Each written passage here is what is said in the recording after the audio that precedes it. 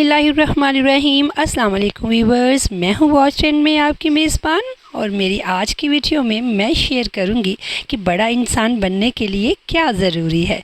लेकिन ये जानने से पहले जल्दी से मुझे सपोर्ट करें और मेरा चैनल सब्सक्राइब करें, लाइक करें, शेयर करें और प्यारे प्यारे कमेंट करके बताएं कि आप किस सिटी से हैं। तो जनाब, इंसान जितना सोचता है खुदा की ज़ात उसे उतना ही नवाजती है। अगर आपकी सोच बड़ी है, आप बड़ा सोचते हैं, चाहे आपने ज़िंदगी में ज़्यादा अचीव नहीं किया हुआ लेकिन बड़ी सोच के मालिक हैं, तो यकीन कीजिए आप एक बड़े इंसान हैं।